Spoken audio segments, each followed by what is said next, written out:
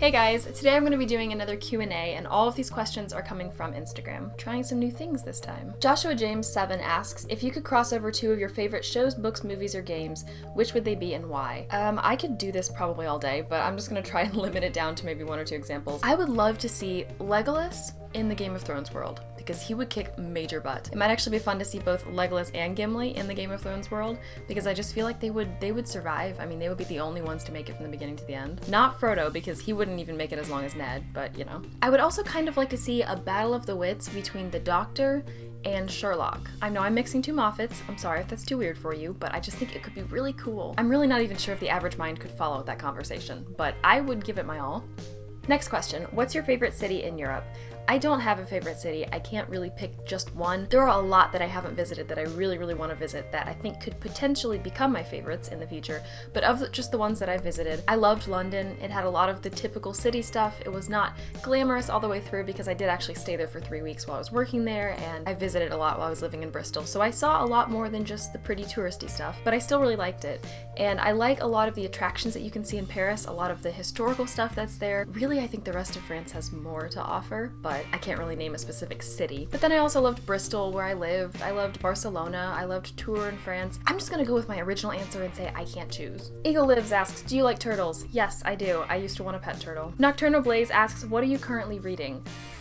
Boy, is this a loaded question. I am currently being a very terrible reader, and I'm in the middle of, I think, 4 books right now. Technically 5 if you count the audiobook I've been listening to. 3 of them are in French. Before you get really impressed with me, I really haven't made it that far through any of them.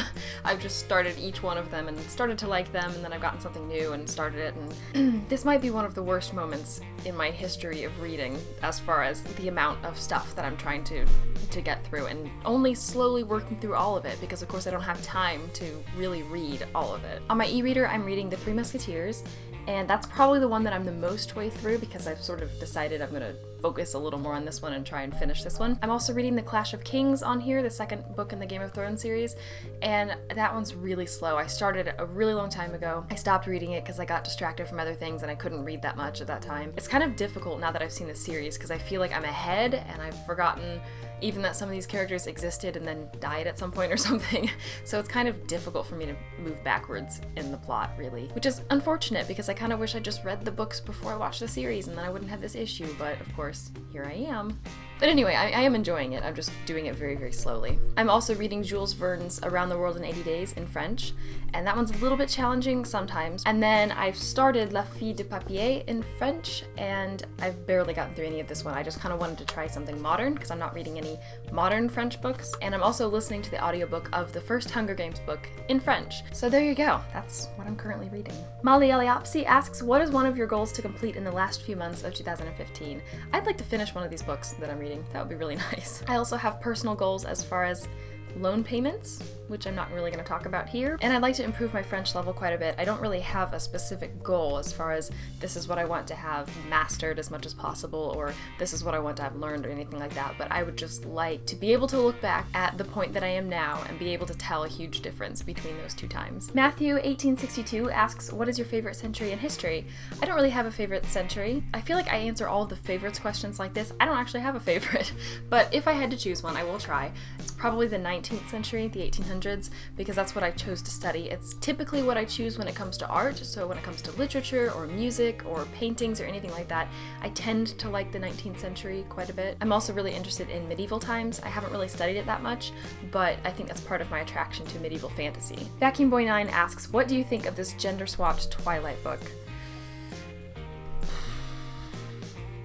Honestly, I haven't even read that much about it. I'm so tired of hearing about Twilight, and then 50 Shades of Grey, and now we've got gender-swapped Twilight, and Edward's perspective Twilight, and all. It's just, I'm so not a fan of Twilight. I'm sorry if any of you guys are. I'm not trying to offend anybody, but I don't like it at all.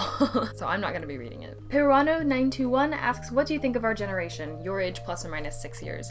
I think a lot of people like to hate on whatever the current generation is, or like to think of it as the best, and I think that's just kind of silly, honestly. I'm not one of those who buys into the idea that things were so perfect back then in this mysterious time when everything was just so golden and wonderful and we're going into some sort of like apocalypse. I'm also not one to think that we are the coolest generation and we're better than all the generations before and we're living better lives and just better people, or some weird thing that I think some people kind of tout around. So basically what I'm sort of saying in a very roundabout fashion is that I like our generation. And the last question for today, Library Vines asks, what is your favorite part or volume of Lord of the Rings? I think Two Towers is going to be my favorite. As far as the movies and the books, I prefer Two Towers more than the other ones.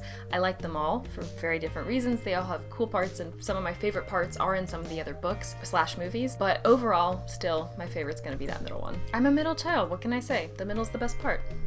Those are all the questions that I'm going to answer today. Thank you to everyone who sent me questions. I'm sorry that I couldn't answer them all. I'm going to pose one of these questions to you now. If you could cross over two of your favorite books, movies, TV shows, games, whatever, which ones would they be and why? Thank you guys all so much for watching, and I will see you in my next video.